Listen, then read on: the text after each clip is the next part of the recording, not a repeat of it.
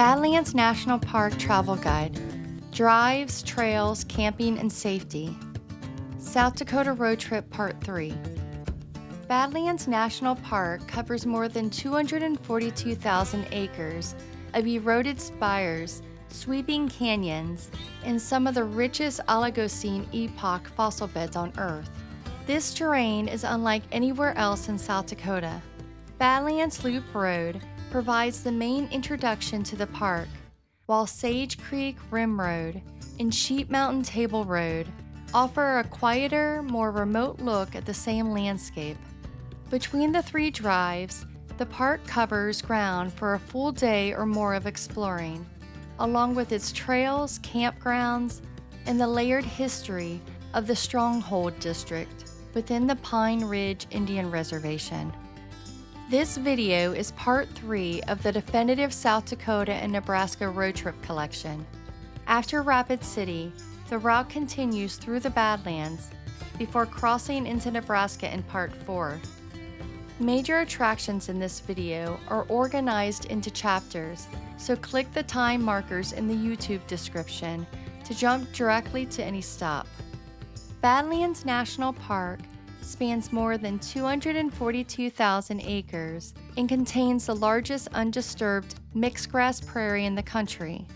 The park holds some of the richest fossil beds in the world, from the Oligocene epoch, including remains of ancient three-toed horses, saber-toothed cats, and rhinos.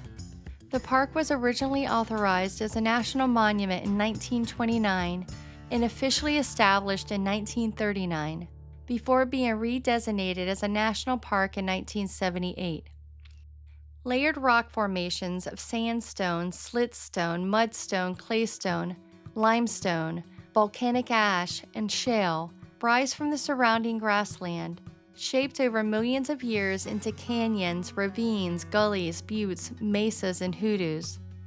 Compared to the cooler, more humid Black Hills, the Badlands run hot, arid, and sparsely vegetated, with temperatures often running 10 to 20 degrees warmer and significantly less annual precipitation.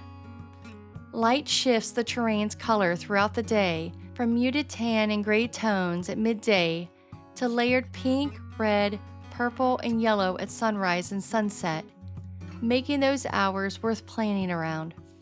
Wildlife in the park includes black-footed ferrets, black-tailed prairie dogs, American bison, bighorn sheep, and pronghorn. Cliff swallows, western meadowlarks, and burrowing owls are common near prairie dog towns, while golden eagles, prairie falcons, and ferruginous hawks are often seen overhead. The venomous prairie rattlesnake and the non-venomous bull snake and garter snake are also present. Give any snake plenty of space and back away calmly if one is encountered, and watch where hands and feet land when hiking near rocks and brush. 2 visitor centers serve the park.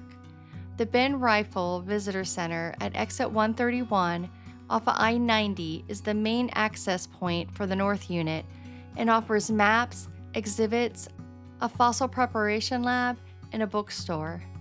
The White River Visitor Center serves the South Unit and provides maps, exhibits, and background on the park's connection to Lakota heritage. Services are limited throughout the park, so water, snacks, and a reliable spare tire are worth having on hand before setting out. The South Unit of Badlands National Park, which includes the Stronghold District, sits entirely within the Pine Ridge Indian Reservation and is owned by the Ogallala Sioux Tribe, managed under a special agreement with the National Park Service. The land holds deep significance for the Lakota people and was the site of the last ghost dance in December 1890. In 1942, the U.S. government seized more than 340,000 acres of Ogallala Sioux land on the Pine Ridge Reservation, including the Stronghold District, for use as an aerial bombing and gunnery range training pilots from Ellsworth Air Force Base. The seizure forced 125 families to relocate with little notice. Ownership of most of the land was returned to the Ogallala Sioux in 1968, though unexploded ordnance from World War II remains scattered across the ground today, particularly in the Stronghold unit. The area remains largely undeveloped and rich in fossils, with ongoing efforts to transition management fully to the Oglala Sioux tribe as a dedicated tribal national park.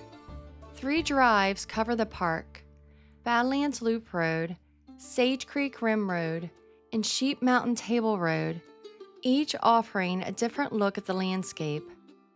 Badlands Loop Road, South Dakota 240, is a 39-mile paved scenic byway connecting I-90 near Wall to the town of Interior, reachable from I-90 at exit 110 or exit 131.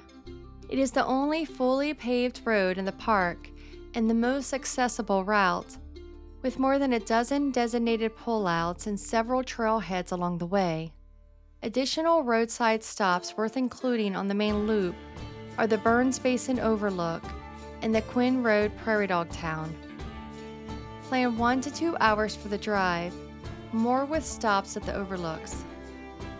Sage Creek Rim Road, a dirt road in the North Unit, offers strong wildlife viewing and open views of the Badlands. The road runs west towards the town of Scenic with 4 overlooks along the way, including Roberts Prairie Dog Town, Hay Butte Overlook, and Sage Creek Basin Overlook. The free primitive Sage Creek campground along this route accommodates tents and smaller RVs. The road is well maintained for most vehicles, though closures can occur after heavy rain. Sheep Mountain Table Road, a dirt road, lies 4 miles south of Scenic, tracing the top of a table mountain that separates the Sage Creek Basin from the White River and straddling the boundary between the park and the Pine Ridge Indian Reservation. The main drive to the Sheep Mountain Table Overlook runs about 5 miles and is where most visitors stop for the view. Beyond the overlook, the road continues for roughly 2.5 more miles, becoming rougher and requiring a high-clearance 4-wheel drive vehicle. Many visitors instead hike the remaining section as a 5-mile round trip, which also reaches the Cedar Butte Trail. The road surface starts as a washboard gravel and grows rougher once it crosses on to the Pine Ridge Indian Reservation, where a high-clearance 4-wheel drive vehicle and driving experience are strongly recommended. Avoid the road when wet, respect the site as sacred land used by tribal members, and go prepared for no cell service. Rattlesnakes have been reported in the tall grass at the top of the mesa. Sturdy boots with good ankle support are recommended for hiking in the Badlands, where loose rock, steep drop-offs, and intense ground heat are part of the terrain. Trail options range from short boardwalk strolls to deep backcountry treks. The North Unit serves as the park's main hub and contains its primary designated trail network. The Notch Trail, a 1.5-mile round-trip route, features a steep wooden log ladder and offers a view of the White River Valley. It is not recommended for those with a fear of heights and should be avoided entirely when wet. For an easier trek, the Window Trail is a fully accessible boardwalk path to a natural break in the Badlands wall, and the Door Trail begins as boardwalk for its first quarter mile before opening onto marked open Badlands. The Castle Trail, a 10-mile flat, completely unshaded backcountry route, crosses prairie grass and rock formations for hikers seeking distance. The shorter Saddle Pass Trail is steep, with a scramble up loose gravel and clay leading to a panoramic overlook of the White River Valley before connecting to the upper trail network. The South Unit has no maintained trail system, and its one marked route is the Cedar Butte Trail, a lightly marked 1.4-mile loop with about 114 feet of elevation change. The trailhead lies past the Sheep Mountain Table Overlook along the rough final 2.5 miles of Sheep Mountain Table Road, so hikers who walk that stretch reach it directly and can add the loop to the round trip. The route crosses open prairie within Bighorn Sheep Range and sees few visitors. Unlike most national parks, the Badlands allows open off-trail hiking, giving visitors the freedom to explore beyond marked paths. That freedom comes with real risk in an unforgiving environment. Cell service is unreliable throughout the park, and emergency responses can take hours to reach remote trailheads. In the summer, carry at least 1 gallon of water per person per day, and drink consistently rather than wait for thirst. Hiking is best avoided between 10 a.m. and 4 p.m., since canyon floors trap heat and run hotter than the surrounding air temperature. Watch for prairie rattlesnakes near rocks and brush, and give them a wide berth if a rattle is heard.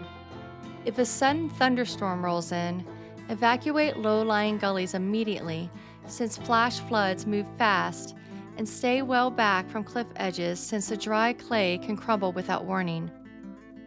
Cedar Pass Campground is the main campground in the park and a convenient base for exploring. Sites fill quickly in peak season, so booking early is recommended. The campground amphitheater hosts a star viewing program on select summer evenings, and the region is known for its dark skies, well suited for stargazing. Sage Creek Campground offers a more rustic, first-come, first-served option with 22 primitive sites and no reservations. It tends to fill by early morning during peak season. Free dispersed boondocking is also available in the Buffalo Gap National Grassland near the Sage Creek Wilderness area, offering direct access to the park without fees or crowds. The area around the town of Interior, near the south central entrance and the Badlands Wall, is known for rock hunting, particularly Fairburn, Prairie, and Moss agates. Good search areas include the Kern Agate Beds in Buffalo Gap National Grassland, east of Fairburn, the French Creek Natural Area Trail, the Indian Creek area, and the Conata Basin, especially after rain when fresh gravel is exposed. Collecting is prohibited inside the national park itself, so rock hunting should be limited to the surrounding Buffalo Gap National Grassland. The National Grassland Visitor Center, near Wall, provides context on the grasslands surrounding the park. Travelers interested in the local indigenous history can visit the actual Wounded Knee Massacre site, located on the Pine Ridge Reservation, about 60 to 70 miles away. The remote memorial site is marked by a monument, and visitors are encouraged to support the local community through donations or by purchasing handmade crafts. The Chaku Arts and Cultural Center, a developing initiative dedicated to preserving and sharing Lakota language, art, and culture, offers another point of connection for travelers interested in the region's indigenous history. South Dakota's Badlands cover terrain unlike anywhere else on this route, and this video traces the park from its Oligocene fossil beds and layered rock formations to the Stronghold District's history within the Pine Ridge Reservation. Hot Springs, South Dakota was covered in Part 2, so the next stop is Part 4, Nebraska. You can watch it by following the link in the video description below, or by visiting travelguidesfromchris.com. That's Chris with a K, not a CH. Please share your thoughts in the comments, whether you've been to these places, have tips to add, or think something was missed. That kind of first-hand knowledge helps other travelers planning their road trip.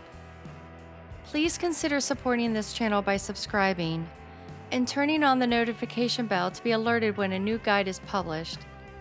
If you find this video helpful, please give it a like.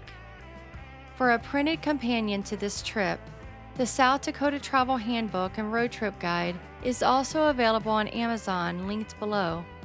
It goes deeper into the destinations and history covered across this series, with a dedicated focus on the Black Hills, the Badlands, and the stops along the drive between them.